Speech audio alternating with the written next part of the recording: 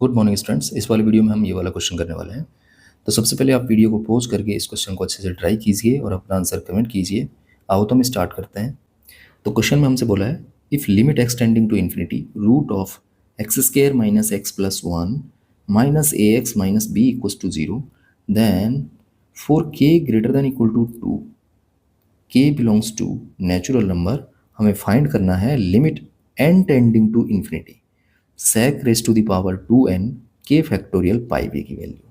ठीक है, तो यहाँ पर हमें इस लिमिट की वैल्यू फाइंड करनी है जिसके अंदर मेरा b बैठा हुआ है और ये b यहाँ पर भी बैठा हुआ है।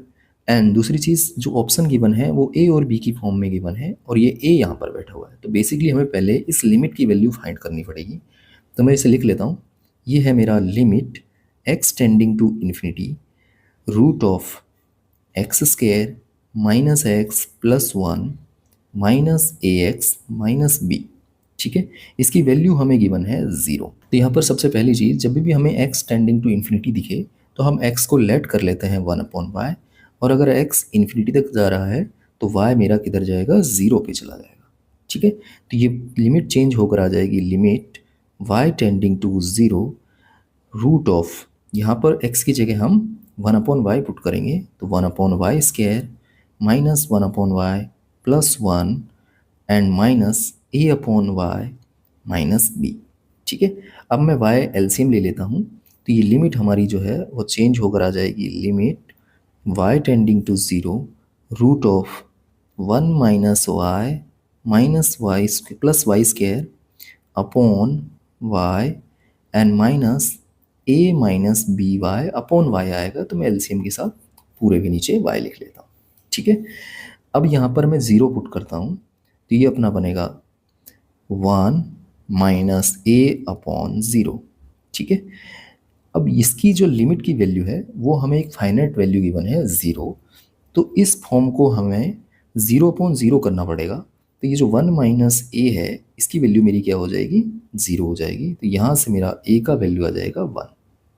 ठीक है, आगे अगर हम बात करें, ये हमारी अब 0/0 की फॉर्म बन गई है तो हम इसमें डीएल हॉस्पिटल रूल यूज़ कर सकते हैं। तो ये बन जाएगा अपना limit y tending to 0। DL hospital rule में हम न्यूमरेटर का न्यूमरेटर में डिफ्रेंसिएशन कर देते हैं और डिनोमिनेटर का डिनोमिनेटर में। तो अब न्यूमरेटर का जो डिफ्रेंसिएशन करने जाएंगे तो ये है root 1 minus y plus y square. तो इसका जो डिफ्रेंसिएशन हो जाता है वो हो जाता है मेरा 1/2 root 1 minus y plus y square. ठीक है, इनटू जब इसके अंदर के इनपुट का डिफ्रेंसिएशन करेंगे तो 1 का तो 0 हो गया, माइनस वाई का -1 एंड प्लस वाई स्क्वायर का 2y, क्योंकि हम यहाँ पर y के रेस्पेक्ट में डिफ्रेंसिएशन कर रहे हैं। माइनस a का तो 0 हो जाएगा एंड बी वाई का मेरा b हो जाएगा एंड डिवाइड बाय इस y का करेंगे तो 1 हो जाएगा। अब मैं 0 पुट कर देता हूँ इसके अंदर, तो जो लिमिट की वैल्यू है मेरी वो आ जाएगी। तो मैं जैसे ही 0 पुट करता हूँ तो ये बनेगा 1/2, इसकी वैल्यू मेरी 1 हो जाएगी और यहाँ से आएगा मेरा -1।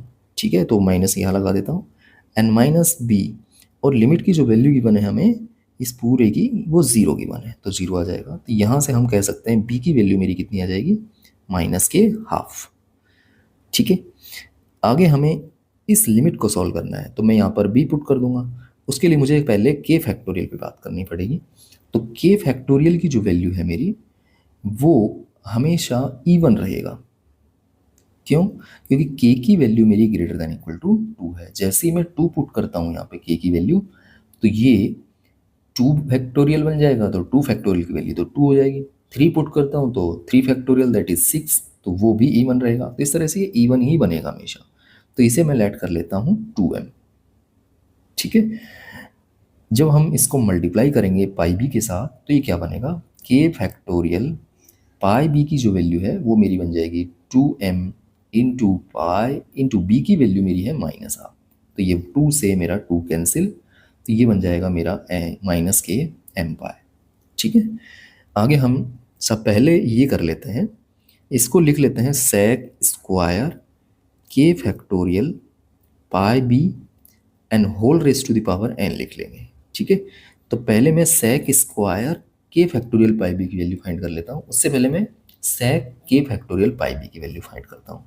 तो ये सेक के फैक्टोरियल पाई बी जो है वो मेरा बन जाएगा sec माइनस के एम पाई, ठीक है। sec माइनस को कंज्यूम कर जाता है तो sec एम पाई हो जाएगा, ठीक है। उसके बाद इसे हम लिख सकते हैं 1/cos एम पाई। अब मैं m को क्या ले लेता हूँ, एक बार इवन ले लेता हूँ और एक बार ओड ले लेता हूँ, क्योंकि यहाँ पर मेरा जो m है वो इंटीजर है, ठीक है। m मेरा क्या है, इंटीजर है। तो जब मैंने इवन लिया तो इवन लेने पे ये m 0 2 4 6 इस तरह से हो सकता है। तो जब 0 लेंगे तो cos 0 मेरा 1 हो जाता है, फिर 2 लेंगे तो cos 2 पाई फिर से मेरा 1 हो जाएगा, cos 4 पाई भी 1 होता है, cos 6 पाई यानी इवन पाई पे 1 होता है cos, तो इसकी जो वैल्यू है मेरी 1 आएगी, ठीक है। एंड ओड लेता हूँ तो cos ओड पाई पे क्या हो जाता है, -1 होता है, ठीक है।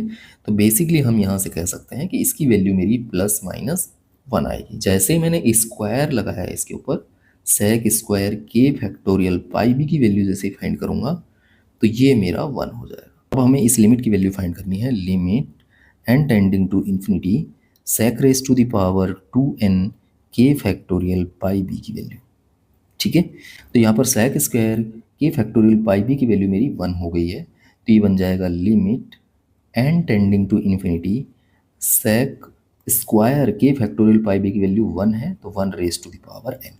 अब अगर हम 1 की पावर n लगाएं तो वो तो 1 ही आएगा, और फिर चाहे इन्फिनिटी पुट करें तो ये वैल्यू हमारी कितनी हो जाएगी, 1 ही होगी, ठीक है। तो इस क्वेश्चन का राइट आंसर हमारा 1 है।